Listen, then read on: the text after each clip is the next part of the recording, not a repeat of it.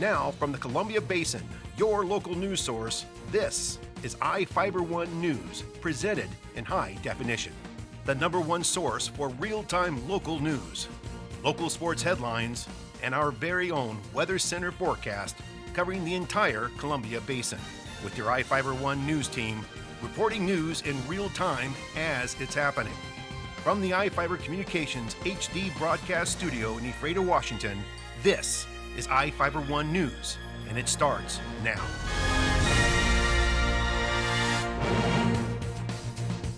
Welcome to iFIBER 1 News.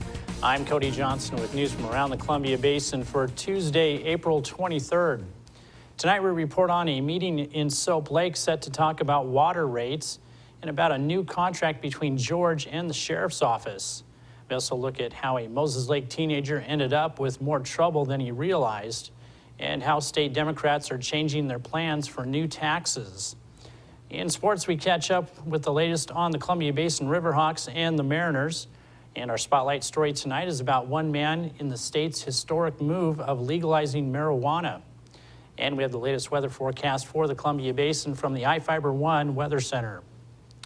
Our top story tonight, Soap Lake residents will soon have a chance to weigh in on a proposed rate increase for mineral water users. Mayor Raymond Gravel said the issue affects everyone in town, not just the few customers who tap into the lake water delivery system. The city is proposing a flat rate of $30 per point of use for commercial users, along with a rate of around $36 for residential customers. But business owners are speaking out against what they say would be a 200 to 700% increase over the amount they've been paying for decades. The topic has been a high on the city's agenda for the past 3 months.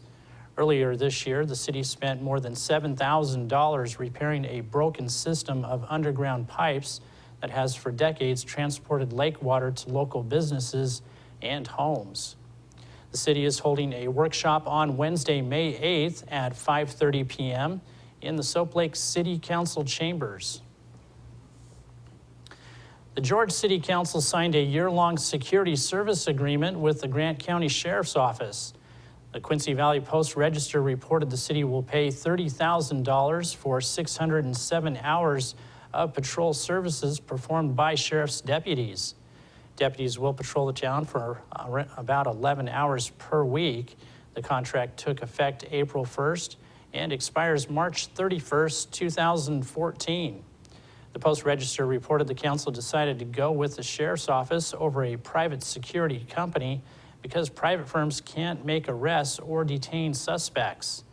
In 2011, the city hired a private security firm to patrol local neighborhoods in the wake of several gang-related incidents and property crimes. The 14th-month contract cost the city about $54,000. A 14-year-old boy found more trouble than he was looking for when he was booked into Grant County Juvenile Detention Center after allegedly stealing his mother's car. A family member was reportedly borrowing the 1994 Honda Accord when the vehicle went missing from a residence in the 1700 block of Mockingbird Street. The parents of the Moses Lake teen told the family member their son had taken car keys from the residence. The car was located a short time later, being driven by the teenager who had two 14-year-old male passengers. The boy reportedly admitted to taking his mother's car and was booked for possession of a stolen vehicle. A Soap Lake girl is in the running to become the next Wrangler Ultimate Cowgirl, which is a spokesperson for Wrangler jeans. Tammy Deans is a fourth-generation Soap Lake resident. She is the daughter of Dwight and Robin Deans and the granddaughter of Bob and Dolores Nackey. The top 10 contestants must wrangle more votes than their peers to win a photo shoot trip and other Wrangler jeans prizes. People can vote once a day online at shout.lt/GZRS until April 29th. Deans can be found on page 4. And we want to wish her good luck. Boy, that would be something. Each of the people you see here have warrants for their arrest and are wanted by various law enforcement agencies. If you see any of these people, the DOC asks that you not attempt to detain or apprehend them, but to call police.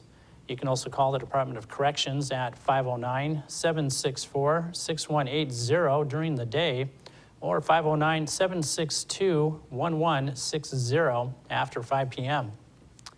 We'll be right back after these messages with the latest forecast from the iFIBER One Weather Center, and we've got sports and more news on the way.